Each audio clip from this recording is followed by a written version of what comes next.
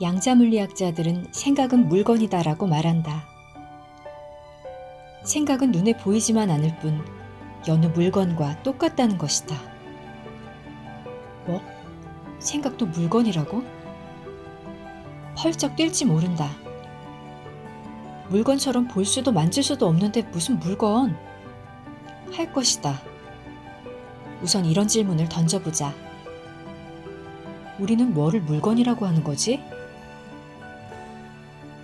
아인슈타인은 만물은 에너지라고 했다. 실제로 모든 물건은 에너지를 갖고 있다. 에너지가 없어지면 더 이상 물건이 아니다. 예컨대 의자를 보자.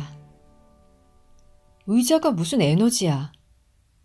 라고 반문할 것이다. 아무 에너지도 없는 것처럼 보인다. 하지만 아무 에너지도 없다면 어떻게 의자라는 형태를 유지하며 서 있을까? 폭삭 주저앉아야 하지 않는가? 실제로 불을 붙이면 활활 타오르며 뜨거운 열을 발생시킨다. 에너지가 다 빠져나가면 그제야 폭삭 주저앉는다.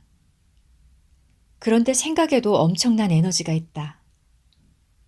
가령 물을 얼릴 때 그 앞에서 부정적인 생각을 하면 물이 산산조각난 결정의 형태로 얼어버린다. 반면 긍정적 생각을 하면 물이 아름다운 눈송이 형태로 언다. 아인슈타인은 생각도 에너지라고 했다.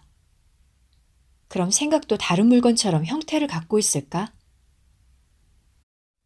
즉각적인 치유의 비밀의 저자이자 명상가, 신유가인 킨슬로우 박사는 생각에는 각기 고유의 형태, 색깔, 냄새가 있다고 말한다.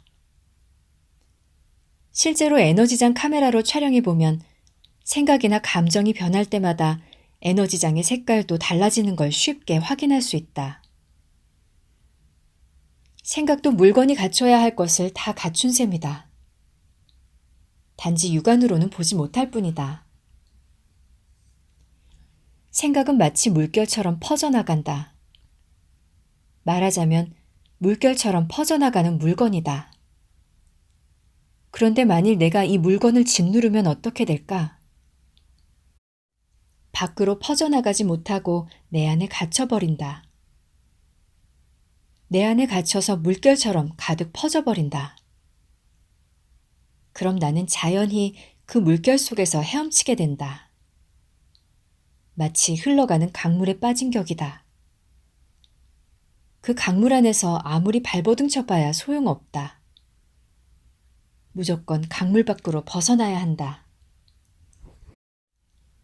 어두운 생각은 밝은 생각에 비해 주파수가 느리고 무겁다. 오하이오 주립대 의대 연구진은 40 이상의 부부의 팔에 작은 상처를 낸 뒤 치유 속도를 관찰해 보았다. 그 결과 상호 적대감 등 어두운 생각을 가진 부부들은 치유 속도가 2배나 더 느렸다. 즉 밝은 생각이 빠르고 가벼운 물건이라면 어두운 생각은 느리고 무거운 물건이다.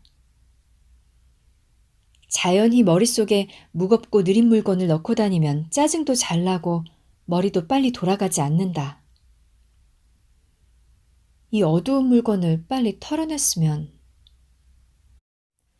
그래서 어두운 생각이 들 땐 남을 도우려고 시도하는 편이 낫다. 어둡고 무거운 물건을 밝고 가벼운 생각으로 대체할 수 있기 때문이다. 긍정적인 생각으로 모든 것을 시작하면 계속 긍정적인 흐름을 타게 되고 부정적인 생각으로 매사를 시작하면 계속 부정적인 흐름을 타게 된다. 그래서 어떤 일을 하기 전에 늘 이런 질문을 던져봐야 한다. 내가 지금 품고 있는 생각은 긍정적인가 부정적인가? 긍정적인 생각을 품고 시작하는 일은 긍정적으로 흘러갈 공산이 크다. 반면 부정적인 생각을 품고 시작하는 일은 부정적으로 흘러갈 가능성이 높다. 만일 일을 앞두고 부정적인 생각이 든다면, 그런데 꼭 해내야만 하는 일이라면, 그럴 땐 이런 질문을 던져보라. 이 일에 긍정적인 면은 없을까? 이렇게 긍정적인 면에 초점을 맞추면 반드시 긍정적인 면이 나타난다. 왜냐하면 모든 일엔 예외 없이 양면이 있기 때문이다. 어두운 생각은 리듬을 맞춰주면 마음 밖으로 끌려 나온다. 반면 밝은 생각은 거꾸로 마음속으로 끌려 들어간다. 왜일까? 마음속에는 늘 사랑, 평화, 연민, 자비 등 밝음으로 가득한 관찰자, 즉 영혼이 있기 때문이다. 관찰자는 공명의 법칙에 따라 주파수가 맞는 밝은 생각은 안으로 끌어들여 더욱 밝아진다.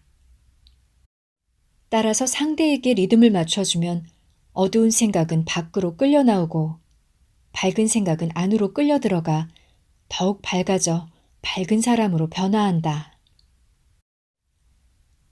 우리는 때로 남이 뭘 하는 걸 보거나 들으면 나도 모르게 그것을 따라하게 된다. 가만히 생각해보자. 남이 뭘 하는 걸 볼 때 내 마음속에선 어떤 변화가 일어날까? 그렇다. 어떤 그림, 즉 이미지를 보게 된다. 가령 남이 웃는 걸 보면 웃는 이미지를 보게 된다. 남이 목소리를 높이면 화내는 이미지를 본다. 즉, 어떤 이미지를 보면 그 이미지에 끌려 행동하게 되는 것이다. 좀 더 자세히 살펴보면 모든 행동이 그렇다. 행동하기 전에 반드시 그 이미지를 먼저 본다. 물을 마시기 전엔 물 마시는 이미지를 먼저 본다. 친구를 만나기 전엔 반드시 친구를 만나는 이미지를 먼저 본다. 멋진 승용차를 사기 전엔 반드시 멋진 승용차를 사는 이미지를 먼저 본다. 이처럼 현실을 끌어당기는 건 이미지이다. 이미지를 보면 그 이미지대로 행동하게 된다. 이미지가 선명할수록 그만큼 더 강하게 행동을 끌어당긴다. 아인슈타인이 현실로 끌어당기는 것을 상상이 먼저 본다라고 했던 것도 그래서다. 이렇게 이미지는 우리가 무의식적으로 살짝 보는 자잘한 것들까지도 어김없이 현실로 끌어들인다. 심리학자 헤이디 할버스는 심리학과 학생 30명에게 다음과 같은 글을 보여주었다. 알프레드 아들러는 1870년 오스트리아의 빈에서 태어났다. 심리치료에 관한 세계적인 학자였다. 그런데 놀랍게도 어릴 적엔 학교 성적이 형편없었다. 희망이 안 보이자 담임선생님은 어느 날 아버지를 불러 말했다. 이 아이는 학교를 보내봐야 소용없습니다. 어차피 졸업도 못할 것 같으니 차라리 구두수성공으로 훈련시키는 게 나아요. 이 말을 듣고 아들러는 충격에 빠졌다. 그래서 선생님에게 나도 할 수 있다는 걸 보여주고 싶었다. 그때부터 열심히 공부하기 시작했다. 마침내 낙제 점수를 받았던 수학에서 1등을 하게 됐고 다른 과목 성적도 꾸준히 상승하기 시작했다. 이 글을 읽으면서 마음속에서 어떤 이미지를 보게 되는가? 성적이 밑바닥인 한 어린이가 노력을 통해 위대한 심리학자로 성장하는 이미지를 보게 된다. 이런 이미지를 본 대학생들에겐 한 학기가 지난 뒤 어떤 변화가 일어났을까? 이 글을 읽지 않은 다른 학생 30명의 성적과 비교해 보았다. 뜻밖의 차이가 벌어졌다. 글을 읽은 학생들의 평균 성적은 A였고 읽지 않은 학생들의 평균 성적은 B였다. 이번에는 화학과 학생들에게 다음과 같은 글을 보여주었다. 어니스 러더포드는 가난한 농부의 12자녀 중 하나로 태어났다. 하지만 그는 원자의 구조를 발견한 위대한 화학자였다. 또 닐스 보어 등 여러 명의 노벨상 수상자들을 배출시킨 훌륭한 교육자이기도 했다. 하지만 처음엔 전혀 두각을 나타내지 못했다. 교사직을 지원했다가 3번이나 낙방했다. 화학 분야에서도 수모를 겪었다. 여러 차례 장학금을 신청했지만 번번이 실패했다. 그러다가 마침내 장학금을 받기로 했던 어떤 학생이 뜻밖의 개인적 사정으로 포기하는 바람에 차점자인 그에게 운 좋게 장학금이 돌아갔을 뿐이다. 아마도 그의 가장 큰 자산은 지능이 아니라 끈기와 열정일 것이다. 끈기와 열정이 없었다면 그 숱한 장애물들을 딛고 위대한 화학자로서의 길을 걷지 못했을 것이다. 이 글을 읽은 학생들도 점수가 올라갔을까? 글을 읽지 않은 학생들과 기말고사 성적을 비교해보니 평균 10%나 점수가 높았다. 이렇게 나도 모르게 입력되는 크고 작은 이미지들에 끌려 내 현실이 달라진다. 리치 글렌 박사는 변혁이라는 저서에서 몸은 모든 정보를 이미지로 저장하며 이 이미지가 현실을 창조한다고 밝힌다. 하워드 박사도 저서인 두뇌 사용 설명서에서 모든 정보는 이미지로 저장된다고 똑같은 말을 한다. 믿음의 생물학으로 널리 알려진 립턴 박사는 인체는 카메라와 같다고 말한다. 주변에서 일어나는 모든 것을 촬영해 이미지로 저장한다는 것이다. 몸 세포는 카메라와 같고 세포막은 렌즈와 같다. 렌즈가 우리 주변에서 이미지를 촬영해 데이터 은행인 핵에 전송한다. 모든 경험은 마치 물건처럼 낱낱이 몸 안에 이미지로 저장된다. 그리고 그 이미지가 발산하는 리듬, 즉 파동이 현실을 끌어들인다. 혹 이런 의문이 들지도 모르겠다. 아무 지능도 없는 몸이 어떻게 무수한 이미지들을 저장할 수 있는 거지? 하지만 몸 안엔 관찰자인 영혼이 들어있다. 관찰자는 모든 걸 선명하게 바라본다. 바라보는 대로 저장된다. 그리고 저장된 이미지가 현실을 끌어들인다. 왜 이렇게 돌아갈까? 그건 나로 하여금 나 자신을 되돌아보도록 하기 위해서다. 눈앞에 펼쳐진 현실을 통해 나 자신을 되돌아보고 마음을 더 갈고 닦도록 하기 위해서다. 누구나 죽음 직전 혹은 직후에 주마등처럼 자신의 인생을 이미지로 되돌아보고 자신의 잘못을 뉘우친다는 사실도 이를 입증한다. 그러고 보면 내 눈앞에 펼쳐지는 현실은 나의 거울인 셈이다. 내가 품고 있는 크고 작은 이미지들이 우주의 공명을 일으켜 고스란히 현실로 나타나니 말이다. 의학계에서도 선명한 이미지는 신비의 대상이다. 간호사가 주는 약보다 새하얀 가운을 입은 의사가 주는 약이 훨씬 더 약효가 좋다. 똑같은 약인데도 말이다. 똑같은 주사약이라도 주사를 아프게 놓으면 약효가 높아진다. 또 의사가 약의 부작용을 설명하면서 이 약은 유난히 강력한 효과가 있어요. 라고 말하면 약효가 껑충 뛰어오른다. 오래전에 꽉 닫아놓은 병뚜껑을 열지 못해 낑낑거린 적이 있는가?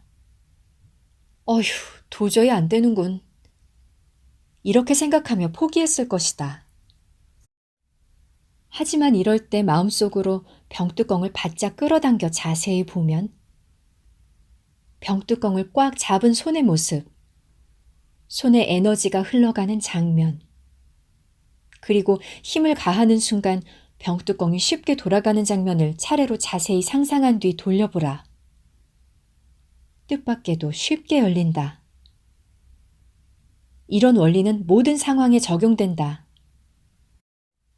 예컨대 축구스타 박지성은 경기에 앞서 경기 장면을 한 부분씩 바짝 끌어당겨 자세히 본다.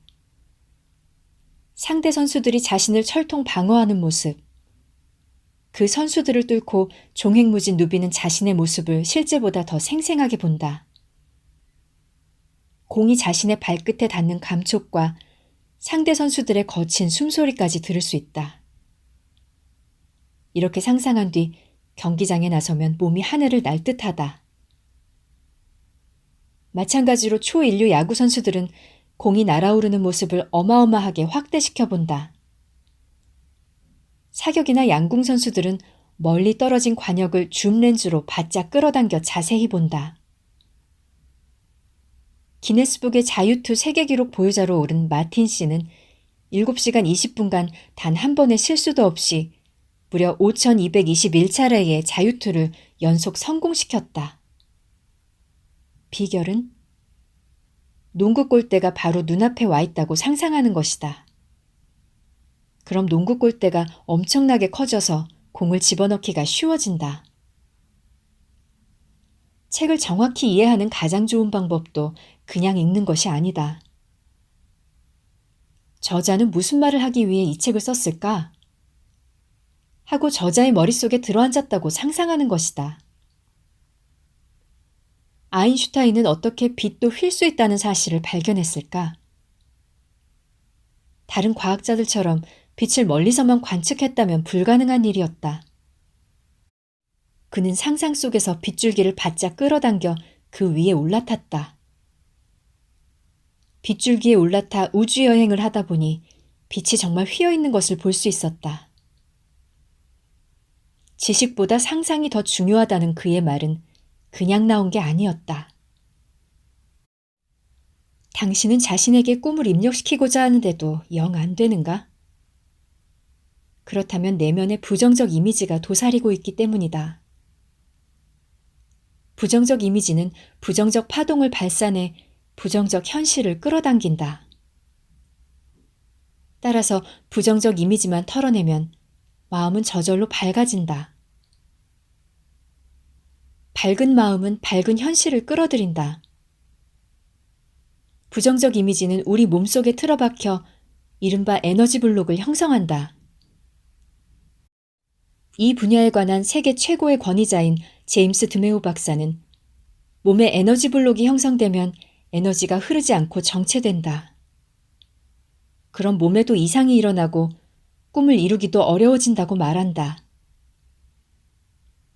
또한 몸속에 틀어박힌 부정적 이미지는 밝은 현실을 끌어당기지 못하도록 가로막는 회방꾼이라고 그는 이야기했다.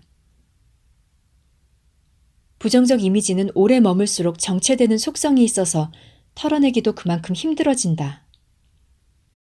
때로는 수십 년, 때로는 평생 마음속에 또아리를 틀고 들어앉아 있기도 한다. 인간은 숙명적으로 고통을 안고 살아간다. 고통 속에 태어나 생존 경쟁의 고통을 겪는다. 늙는 것도, 병드는 것도, 죽는 것도 고통이다. 그래서 슬프고 어두운 생각도 필연적이다. 심리학자 K. 제미스는 유명한 작가들이 우울증에 걸린 확률은 일반인들의 8배에 달한다는 사실을 밝혀냈다. 슬픔에 젖은 상태에서 명작이 쏟아져 나올 가능성이 훨씬 더 높아진다는 것이다. 신경과학자인 낸시 앤드리아슨도 유명 작가나 예술가들이 조울증에 걸릴 확률이 일반인들의 무려 20배가 된다는 사실을 발견했다. 슬픔을 깊이 느끼는 작가나 예술가들이 왜 성공할까? 사람들이 그만큼 인생살이의 아픔을 겪고 슬픔에 공감하기 때문일 것이다. 아픔을 주체하지 못해 주저앉고 싶을 땐 저항을 멈추고 잠시 주저앉아야 한다. 주저앉아 마음이 온몸을 타고 마음껏 흘러가도록 길을 비켜줘야 한다. 아픔이 흘러가고 나면 저절로 고요해진다. 슬픔이 너무나 힘겨워 소리내어 울고 싶을 땐 저항을 멈추고 잠시 실컷 울어야 한다. 슬픔이 흘러가고 나면 다시 고요해진다. 분노가 너무나 거세게 피어올라 터질 것 같을 땐 저항을 멈추고 분노의 불길에 잠시 몸을 빌려줘야 한다. 온몸을 타고 분노의 불길이 다 치솟고 나면 다시 고요해진다. 모든 감정과 생각은 흘러가는 물결이다. 저항하면 그 물결에 휩싸인다. 저항하지 않으면 물결처럼 리듬을 타고 흘러간다. 그 변화무쌍한 물결의 춤 사이를 고요한 눈으로 지켜볼 수 있는 건 누구인가? 바로 진정한 나. 내 안의 관찰자이다.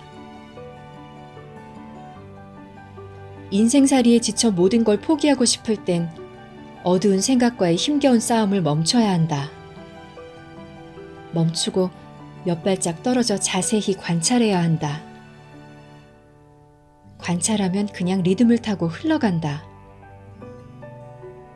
어두운 물결이 흘러가면 밝은 물결이 밀려오고 내 인생도 리듬처럼 흘러간다.